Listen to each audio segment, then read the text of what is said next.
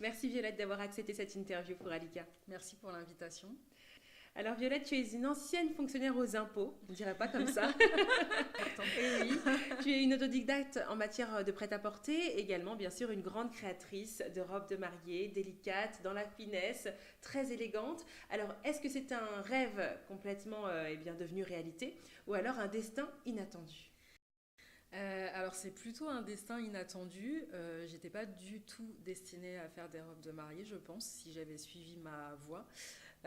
En réalité, ce qui s'est passé, c'est que la petite amie de l'époque de mon frère, dont j'étais très proche, avait laissé sa machine à coudre à la maison.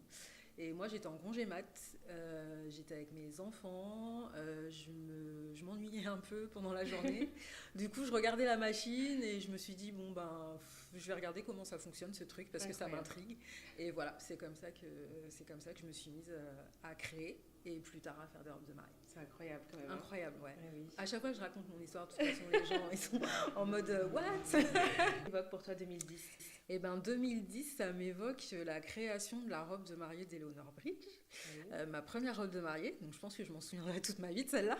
On rappellera qu'Eleanor Bridge, c'est une des grandes blogueuses à cette époque déjà. Ouais, déjà.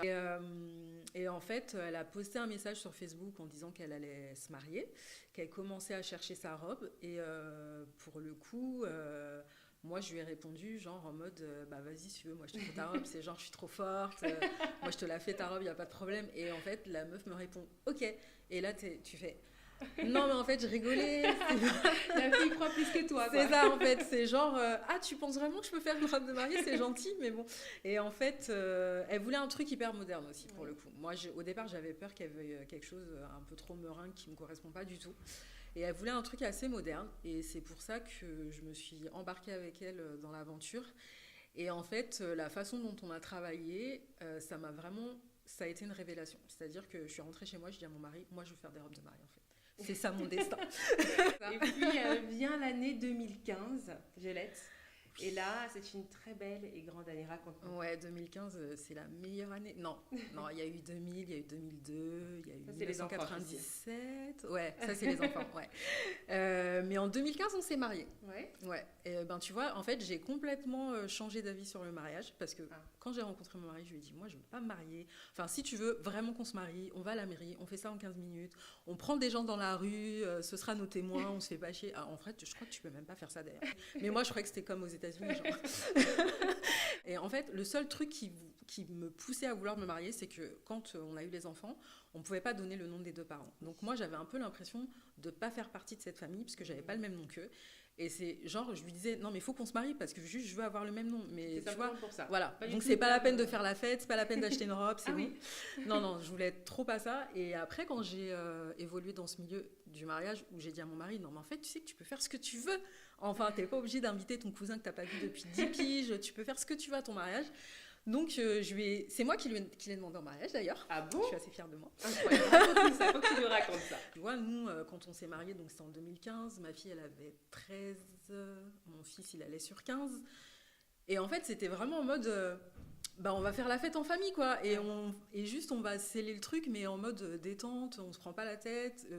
Et du coup, je suis rentrée, j'ai dit à mon mari, en fait, c'est trop bien de se marier, je veux que tu te maries, je te demande en mariage. Et il a été surpris, je pense. Du coup, il m'a regardé, genre, non, mais t'es sérieuse, tu veux qu'on se marie? Et je lui ai dit, bah ouais, je veux qu'on se marie. Et donc, il m'a dit, ok. Et il est parti en mission à Djibouti. Et la veille de son retour, il m'a appelé, je me souviens, j'étais au bureau, je me souviens de ce jour comme si c'était hier. Mon téléphone sonne, je décroche et il me dit, bon, je sais que tu m'as demandé qu'on se marie, donc moi je t'ai dit oui, mais je veux quand même te faire la demande officielle, donc là je te demande si tu veux m'épouser. Et genre j'ai chialé. C'est toi, j'en ai les larmes aussi. Mais c'était horrible, du coup mes collègues me regardent, qu'est-ce qui se passe? Genre il vient de me demander de l'épouser. Et c'était trop mignon parce que en plus il savait que j'accordais vraiment pas d'importance à ce truc, mais en fait qu'il le fasse, genre j'étais trop contente. Bah oui. En fait, secrètement, t'attendais ça. Ouais, voilà, en fait. Parce qu'en plus, lui, il est pas du tout en mode... tu vois, j'en parle, ça me donne les larmes aux yeux encore.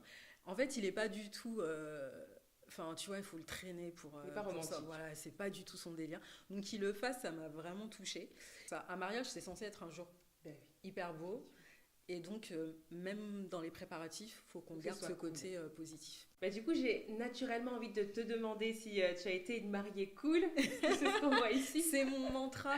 Exactement. En fait, on le voit beaucoup sur ton site internet. C'est mon mantra, ouais. Pourquoi une mariée cool? Qu'est-ce que c'est pour toi une mariée cool? Eh ben, c'est une fille qui peut commencer son mariage en talons et finir en basket, par exemple. Et du coup, cet univers, quelle sorte de femme est-ce qu'il attire?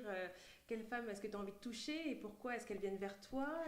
Est-ce que tu vois un profil assez homogène quelque part? Non, c'est assez hétérogène, je trouve. Ouais. J'ai des filles de toute morphologie. J'ai pas beaucoup de filles noires, en revanche. Ça, c'est un truc qui me rend triste un peu. Mais peut-être ça va changer. Moi, je veux faire des robes pour tout le monde, en vrai. Hein. C'est pas... Pour toutes les femmes, tant qu'on est femme. Voilà. Pour le mot de la fin, est-ce que tu pourrais donner un conseil très, très important à une future mariée? Être une mariée cool. Merci, Violette. Je t'en prie, avec plaisir.